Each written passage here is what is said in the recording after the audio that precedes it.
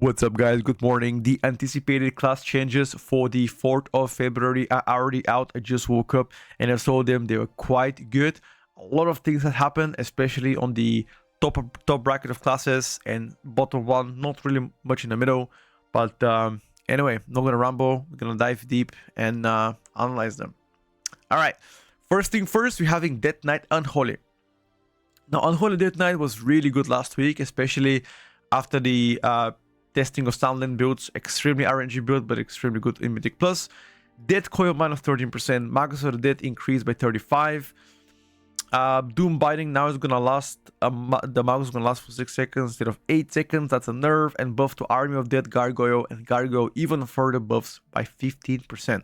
Rider has also been buffed by 10% on Law Horseman, excluding Trollbane and Undead. Okay, so overall, I believe they're trying to find a balance between Rider and Sunland in Mythic Plus, because currently, in my opinion, Sunland does way better on like consistent small pools, like let's say between 2 and 7 targets, and Rider does really good on single target and mass AoE. So them trying to balance both specs is actually a good thing, because it will enforce a lot more versatile build performances instead of just having to be locked in one build. But overall, I believe this is going to be more of like a rate change, because Death Coil got nerfed by 13%, which is mostly one of your top spells in even in AoE for Sunland, but also on single target for both specs. But now they're buffing the Gargoyle and Army of Death by quite a bit, which means your burst damage will now be even better. So on and on, at least I still believe Unholy will be a very good spec for Mythic Plus, and I'll be testing the changes of both Sunland and Unholy. And Rider. Demon Hunter. Alright, so DH was one of the... It's kind of funny though. Havoc is one of the worst DPSers, and Vengeance currently is the best tank, so kind of interesting that this balance between both. Some bug fixes on activating Vengeful Retreat interaction with Hellblade. Whatever, good stuff I guess. Failscar being nerfed here, because I believe they overbuffed that hero talent last week. So overall, I'm not surprised. Cycle of Hatred is now going to be 1 pointer, which means you'll be getting 1 extra point on Havoc DH, which most definitely will impact and improve your damage. Fails card for the buffs here for Havoc. Demon Surge now causes meta to increase Fury generation by Demon Blades by 3 instead of 5. Again, whatever. Vengeance. Okay, so same thing as Havoc. You'll be getting 1 extra point from Feed the Demon. Which, again, if you guys don't know what Feed Demon was, it was a talent that gives you CDR on Demon Spikes. Don't worry, Demon Spikes still gonna have much higher uptime compared to what you had last season, so that's already a thumbs up. But now you'll be getting 1 extra point that you can potentially be spending it anywhere you want. Perhaps there's gonna be some new builds coming in for the Vengeance, but time's gonna tell. And Fallout chance to generate Soul Fragment has been increased on low target count, which is again very good positive change for Vengeance on top of it. At last, further nerfs on Failscar. Now I know that Eldrazi River currently is the most played hero talent for Vengeance, because its current bugs inflate its damage by big time, making it extremely overtuned and much better than Failscar. So people asking why they're nerfing Failscar if Eldrazi is already much better. So Eldrazi is better only because it's bugged, and that bug is gonna get fixed very soon in the upcoming days, maybe next week, I'm not sure when. So that's why they're trying right now to balance both, because currently it's massively balanced, you know. But for this week, at this present moment, they're nerfing Failscar even more, which means this is gonna be dead talent until they fix Eldrazi River. Moving forward, Evoker, Flame Shaper hero talent, some adjustments. Now it's gonna do the output of Consume Flame is gonna be increased from 750% of your fire break to 900. That's like a 20% buff. Which is good, I guess, good stuff, both for both preservation and devastation. Although Death plays Kill Commander in Mythic Plus in rating, and Press Evoker played Chrono Weaver. So again, this change would not really impact them, neither will make them swap, but a positive change nonetheless. Augmentation Evoker, the 2-set upheavals no longer grant you even might uptime. Okay, so that's actually a pretty good change for augmentation, because the current iteration of Even Might and, you know, uptime is like 95% plus, even if you're like poor, like average Evoker, which is pretty easy to maintain. Good Evokers had like 98 to 100% uptime on bosses, and sometimes like 97, 98 for like Mythic Plus, which is extremely high, by the way. much higher than season 1. Now, that nerf to giving you more even might with your upheavals from your TOPs will make bad evokers obviously worse, less uptime on even might, which again is a nerf to augmentation. But good evokers wouldn't really care because you already had very high uptime from even might itself. Yes, it might go a little bit down, but nonetheless, I still believe that your even might will be better than what you had last season. Still one of the best, if not the best DPS coming from Mythic Plus. So if I was Oak main, I wouldn't really worry about that one. Insignificant in my opinion. Moving forward, Death Evoker. Death Evoker has been doing really good in raiding, while Mythic Plus performance was overshadowed big time by augmentation. Now their overall output is much better than what they had last season, but again behind to be competing with Oaks big time. Fire Breath 15% damage increase, as you can see, which means much better AoE damage, slightly better single target. Eternity Surge also got buffed by 20%, which is a good thing. However, Scintillation got nerfed from 50% to 40% power on Eternity Surge. Alright, I mean, I think overall balance, I guess balance of the spec itself, trying to shift some power towards Fire Breath and Eternity. This might open some Flame Shaper builds, by the way. We'll see. I'll be testing out today, but I'm very excited for the Fire Breath increasement of damage. So yeah, that's about it. BM Hunter, wow, the powerhouse of last week, by the way. Direct Ranger buff Black Arrow by 10%, doesn't really matter. Black Arrow is still, I mean, Direct Ranger is still way behind Pack Leader, so I wouldn't really worry about this one. Pack Leader Bear has been nerfed by 20%. Okay, so this was usually like top 2 or top 3 of your damage. So getting nerfed by 20% would definitely stink a little bit, but in the grand scheme of things, given how overpowered you are, having like your minor cooldowns to be perma up, and your damage on and off cooldowns being extremely high, I wouldn't really care that much. Small nerf, but still S tier, in my opinion. MM Hunter has been getting some juicy buffs here. True Shot now is going to be much better in giving you extra critical strike damage by 20% instead of 10. Now, potentially, you might want to play CDR Talents on True Shot, gives you, instead of, let's say, 2 minutes, every minute and a half, because now you're going to get more critical strike damage. Overall, good buff for MM. They need a lot more, however. Moving forward, Survival Hunter has been getting also some juicy changes. Mungo's Bite by 30% buff, by the way. Raptor Strike 10. Okay, so I don't understand why would they buff Mungo's and Raptor by different amounts.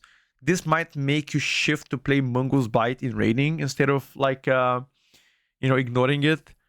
Maybe I'll give it a try now for Mythic Plus, see if that's gonna change my single target. But 30% buff is actually huge for Mungo's Bite. Wildfire Bombs, extra 10% damage increasement on top, which is actually very good for both single target, pyro damage, and AoE on top of it. I would love to test Survival in the upcoming hours once I start the stream. So overall, positive changes coming for Survival. Pack Leader buff doesn't really matter. Nobody plays it. Santero is much better. They just need to buff a lot more that shit to be competitive in Mythic Plus. Arcane Mage. Arcane Barrage damage increased by 20%. Ooh, juicy actually. I like that change. And Intuition damage bonuses increased to 50% instead of 20. That's actually a huge buff to Intuition. And its duration has been reduced to 3 instead of 6. Okay. So that kind of makes sense. Less duration, much higher buff. Sure, I'll take it. Arcane Mage needs a lot more adjustments on behalf of... Even if, like, the thing is, Arcane, even if they buff more, it's still gonna suck in Mythic Plus because the whole design of the spec is like, rocket science. I wouldn't really be too surprised if I see some adjustments on playstyle in the upcoming days, weeks. But overall, I would say they need a lot more for them to be viable for now. Unleash Inferno is gonna do a bonus increased for Fire Mage from 6 to 70. That's like, 14% buff-ish. Maybe like 15% buff. Which is pretty good. But Sun King's Blessing damage bonus reduced from 280 to 260. Kind of like to be expected because it was doing actually a lot of your output, which will make you now slightly less, I guess, which is damage nerf. Hypothermia was the bottom left stone capstone, sorry.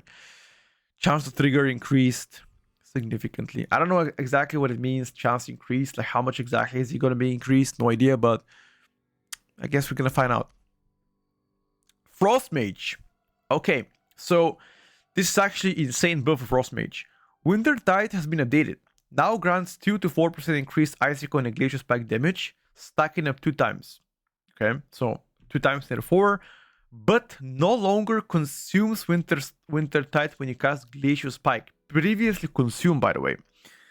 So this will mean you have much higher single target, much better AoE.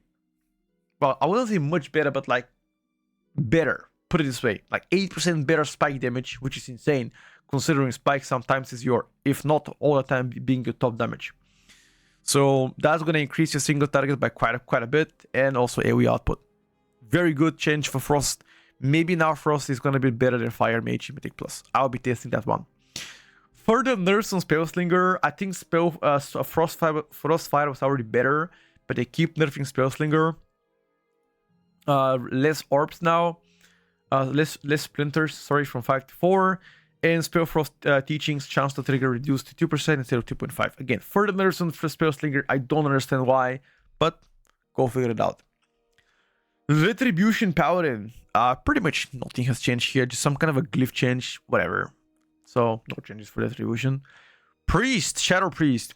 Casting Power Infusion now adds to the duration of your current Power Infusion when using Liberation of Undermine 4-piece. Okay, so actually very good quality of life change coming for Shadow Priest, which sometimes once you get the PI itself, now it's gonna add to the existing PI. Let's say you cast PI, you have like 7 seconds left, you proc a PI from your 4-piece, boom, extended.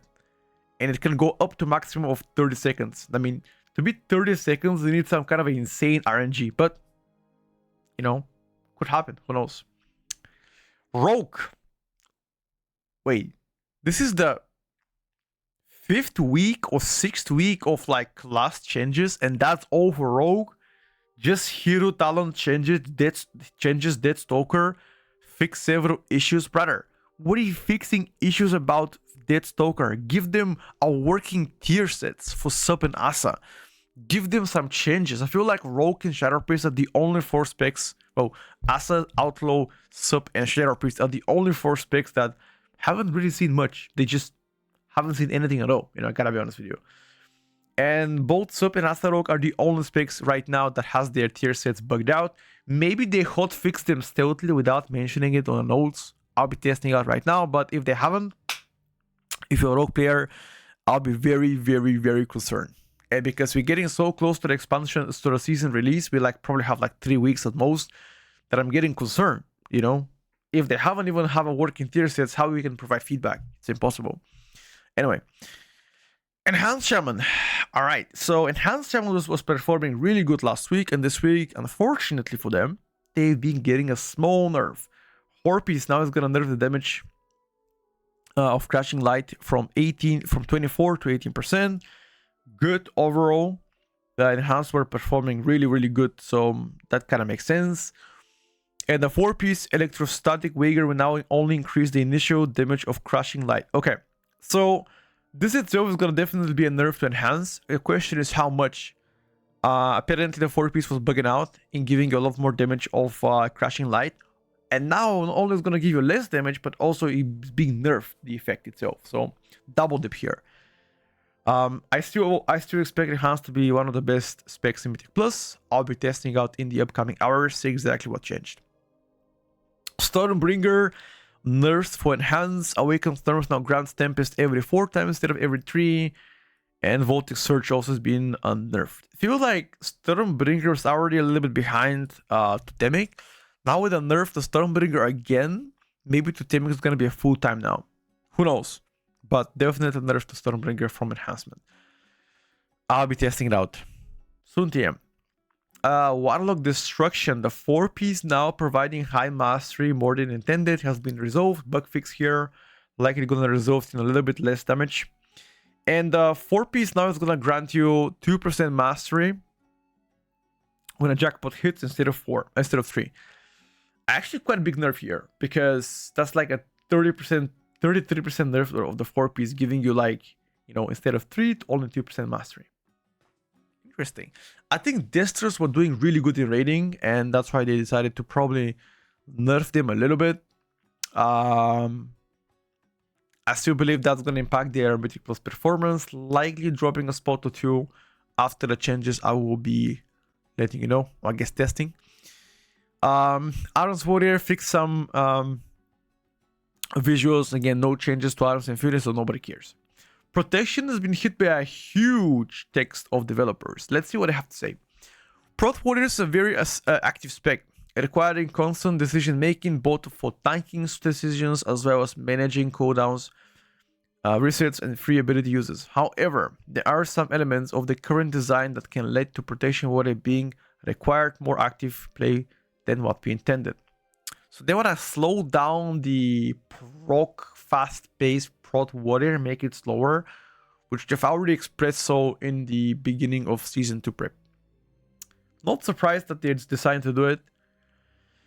I guess also with the Shield Slam cooldown resets, you know, I don't know. Maybe that's why. Looking at this, chance to reset the cooldown of Shield Slam from Devastator and Strategist reduced to 25. It was 20. Okay. Ignore Pain icon now displays the remaining absorb amount as a percentage. That doesn't really matter because everybody had a weak aura for Ignore Pain absorbs. I guess that's going to make it better if you don't play with weak auras, which mostly everybody does. Punish reduces damage the punish targets deal to you by 30% instead of 4. Again, you're going to be slightly less tanky because of punish, but who cares? It's still going to be slightly above average / average performance coming from Prot Warrior. Unfortunately, not a whole lot of things coming for them. Anyway, boys, that's everything for today. I hope you guys enjoyed it. If you guys enjoyed the video, make sure to thumbs up. I'll be testing everything coming to this week changes in the upcoming hours. I think I'm starting to stream in like 2 hours from now. So peace out. Have a good one, guys. And I'll see you later today. I think. Yeah, slightly later. Peace out.